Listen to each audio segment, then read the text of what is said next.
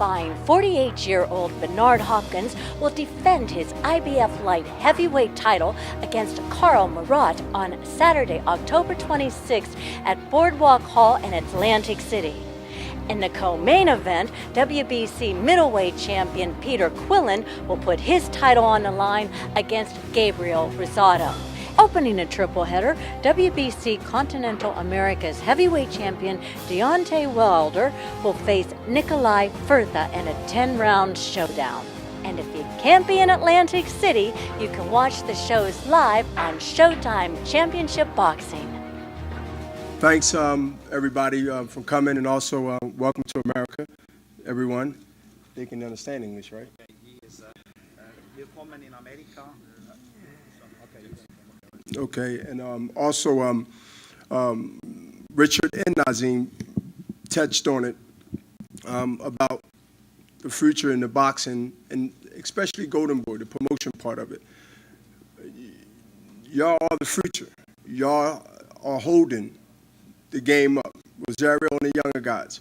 I mean, I'm here making historic fights when they can happen, and the bigger the name, the bigger the event. We understand that. It's not hard to figure out.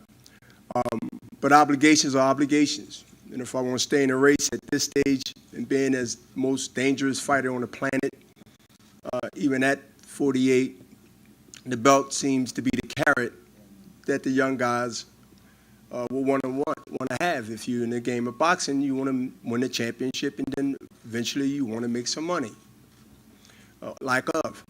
So I am also supportive of put a good show on. You know, Rosario and Kid Chocolate have an opportunity to really steal the show, because if my partner, who's going to be in the ring, my dance partner, is not going to come from Germany to really come and put it all out there, because it's an 8-9 hour flight back, then the undercard is so great. The co-main event is so great with a championship fight, the WBO middleweight champion, which I enjoyed having at one time. It's in good hands being in Kid Chocolate's hand. The middleweight division I left is in great hands with other champions out there, but I believe, and I'm biased, that we have the best middleweight in the world, period. And we also got the future heavyweight champion in the world that's been such a drought in America. I really believe that. And most of y'all here that know me normally know my predictions and where I think and see and feel as a fighter, as a businessman, as a promoter. My predictions is over 80% right. I'm coming to defend my title and look for bigger things next, not later. And I understand that there's some that will want me to slip on a banana Saturday night, that will want me to not take Karo Murat seriously. You know why? Because like the Art of War that I study reading, I study listening to my articles. You ought to get that tape, Art of War. Sun Tzu, Vicious. Some of the great people read and listened to those messages and strategies that you can use in life and in athleticism and war. But I realized that I live in an era in my boxing career that should have been over James Toney and the Roy Jones era. But like I told Nazim and I told many people, I'm of the world, but I'm in the world, but I'm not of the world. Oh, what do you mean? Okay, you heard the alien, you heard that stuff. I really believe that. What else and how else can you explain it? Not on drugs, live right. Y'all wrote about it way before I became 48. So go back in your archives, look at the writing 5-10 years ago. You only going to read what you wrote when I was 35, when he called me old, when I was fighting down Madison Square Garden. He's old. It's getting old just saying I'm old. I mean, no, seriously. But I understand, because I know when you look at people and people look at you, they can't really understand something that they don't understand. And when the next person, and most people are lazy, and they see somebody else that's not lazy, he has to be doing something. I understand sometimes human nature. One of the creatures that's unpredictable to live amongst other creatures on this earth. That's the two-legged one. He or she could be vicious, unpredictable. A lion, do what a lion do. Shark, do what a shark do. You're in the water swimming, sure could eat. It's a shark. But that two-legged one, oh. So I'm only doing what's special that the greats have done before me in any sport. Hit and not get hit. That doesn't mean run. That doesn't mean be boring. But I know the era that I'm living in, and I got to blame the UFC and the MMA too. Because when that sport really got big, and only been around less than 10 years, right? Think about it. People go see that. I don't blame them totally, but they go see that, knock down, drag out. Like, oh my God, we live in a really violent country. We talk about shootings on there. That's schoolrooms and all that, but straight up, we like blood. We like violence. And that's why those type of events are so great and so enticing and so entertaining, because who don't want to see two drag out, knock down fights for $5 if you buy a ticket? It ain't your son, daughter, husband, wife, so who cares your nose by your ear? But what I understand about boxing, the sweet science that I believe have sort of been put out there for the younger guys to understand that that's irrelevant. Some call it TV friendly. That means bang each other, be an exciting fight. They dress it up, make it look different. But really it means don't duck. It means that if he hits you, don't duck, you try to hit him. And whoever gets tired of hitting each other, that's who wins. But even if you do that and you follow that script, when the time comes when you got to count your money behind your accountant, so at the end, you lose anyway. So when Gabe comes up and said, I've been with Bernard since he was in his early 20s in different camps. When I love both of these guys, I just hope they put on a great show and the best man win.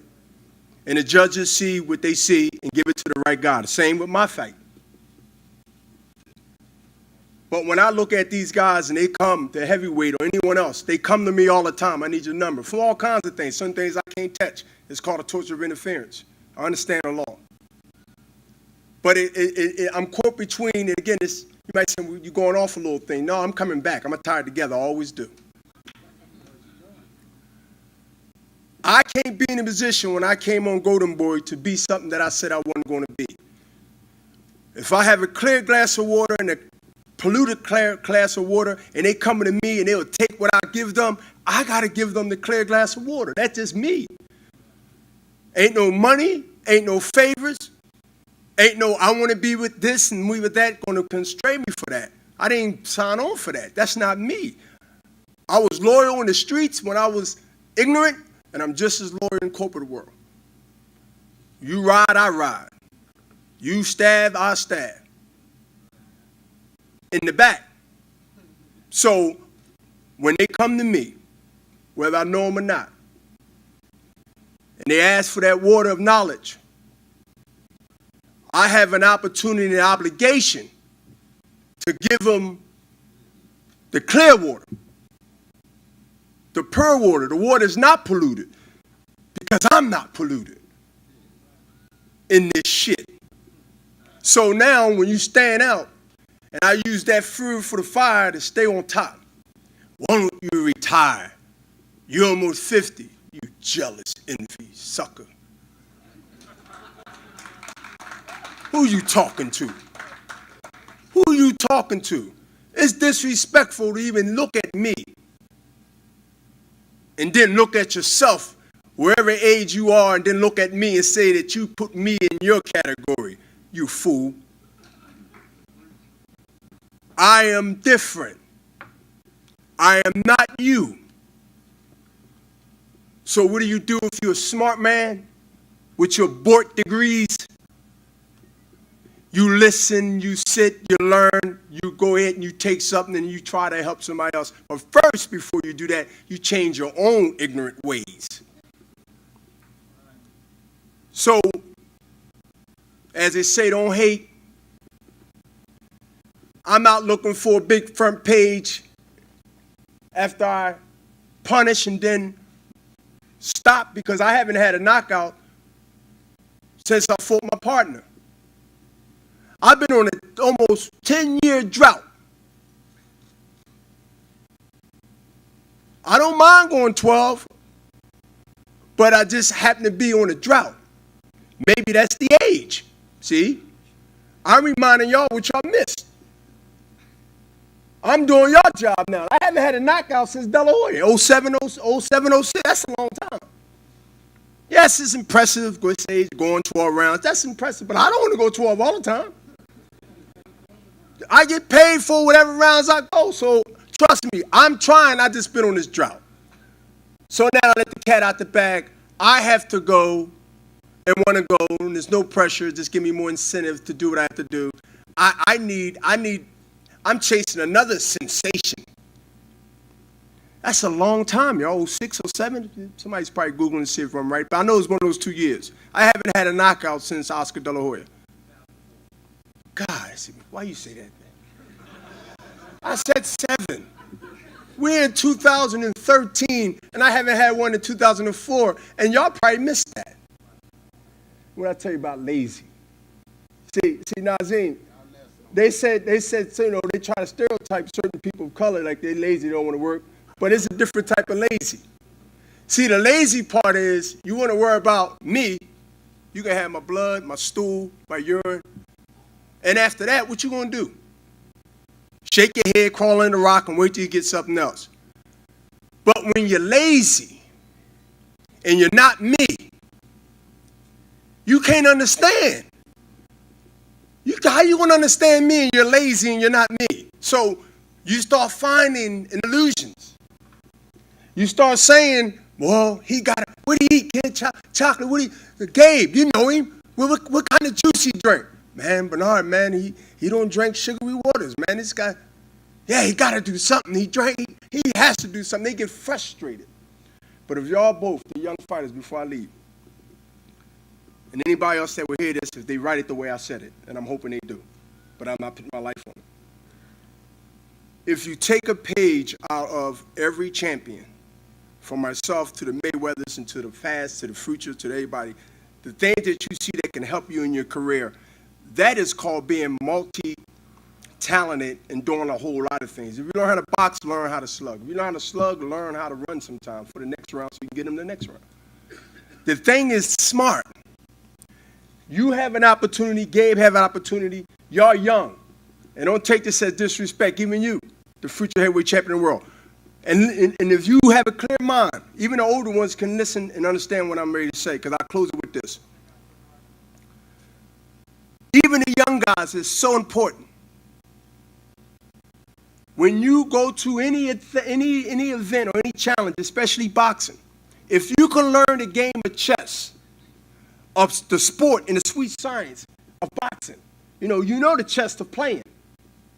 But if you learn the chess compared to just learning checkers, and you can learn to play chess and boxing early, where you don't have to wait and go through suffering and go through things that you have to get experience to be able to find out, oh, now I know how to play. If you can learn chess early in your game, you will be the Bernard Hopkins now. You will be the Floyd Mayweathers and the great few of them now. Why? Because you learn the game of chess. But when you get in a big fight and you're going up against us and you're going up against others, you bringing a checkerboard to a chess game. There's a whole new different outlook. The pawns are used as sacrificial lambs. That's why they call them pawns. That's why you got troops. You got the ground troop. You got the air troop. You got the water. Sea, they call it. There's a reason why these situations are set up. So when you learn a game of chess compared to checkers, I guarantee you will learn something that I ain't get to learn until late, but you will learn early. So I'm even giving y'all something now early that y'all can be as advanced as the De La Hoyas and myself and others that came in our era. Learn the game of chess early, than wait until you get that 10 to 15 years experience in. You'll be so better off when you know it. You'll be so talented when you know it. And you'll be mega superstar because you'll be so advanced in your peers. You understand? Because they still got their checkerboard. Some of them will soon become chess players, but they will endure so much, good and bad, before they get there. It ain't a shortcut. It's just getting your grades early and understanding early. I'm coming to show y'all that not only am I different and I don't get tired of doing what I do, cops don't get tired being cops because they love what they do, but they risk their lives. Troops love to do what they do because they love what they do, even though they can lose their life. So I'm here. I love winning, opportunities to win, situations. I don't hate money. I want to get paid like everybody else want to get paid. You know, if it was $15 million or $5 million or $10 million here to fight somebody that everybody here know and be excited about, and maybe I'm a 10 to 5 underdog, or maybe this, that's something I like. I wouldn't say, hey, I'd rather keep the title. No disrespect to the IBF. I am a business man, so don't get it twisted. Don't get misconstrued by anything because I got so many belts at home that if I ever need a sugar boost where I can go and say I got belts lined up in the trophy case, about 20 of them, literally. So I want y'all thinking that I chose. It's the rules. I'm a guy that like to follow the rules for 20 defenses and 10 plus years of being a middleweight champion that nobody in history will come through and beat while I'm living. But I got an opportunity to hold on to something and defend something until something else come up. I'm an alien. I don't get old if they're waiting for that. So there's a chance I might see a 60-year-old. I'm going to wait him out. I'm going to push him to the corner. Because it ain't just being an alien because the mask look good or it's a good hook. I thought about that 3 in the morning after seeing the shrink. So I got to push him to the brink. If it was $1 to fight him, y'all see me up here promoting like us getting 20 million. Why? I got a history of doing that. Because I got a bidder plan. See, close with this, definitely. I'm going to keep it a little clean. Use your imagination. There's sheep at the bottom of the hill. It's an old joke. But it's a wise joke. And I'm at the top of the hill. And I'm a wolf.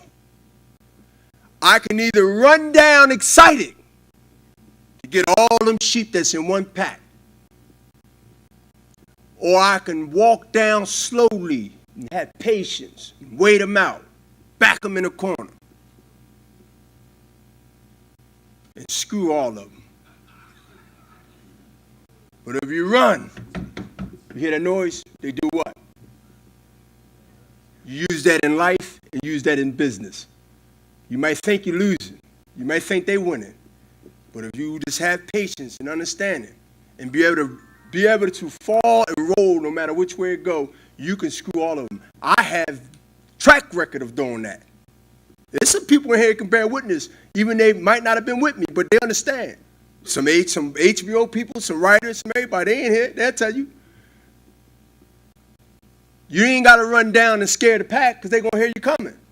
You take your time. That's knowledge. And you get all of them. And they all in one pack too. You don't want them to do this. You want them to stay there, so that means you got to walk soft. The art of war. You thinking one way, they thinking another way. They think they're thinking the way you thinking, but you're not. That's knowledge, and that's what I take in the ring. Ray Robinson and Sugar Ray Leonard in this era, the way y'all want it to be, most of y'all, they'll be considered boring fighters. Ray Robinson, Sugar Ray Leonard would be considered boring. Why? They're not TV friendly. Why? Because they smooth when they don't get hit, and their boxing ability would be like, oh man, that wasn't excited. Why? One guy beat each other guy up because he used the art. Ray Robinson and Sugar Ray Leonard, the greats in this era, the way they structuring it, will be the boring fighters today. And ain't that a damn shame? You telling me that that's cool? Stick to the art.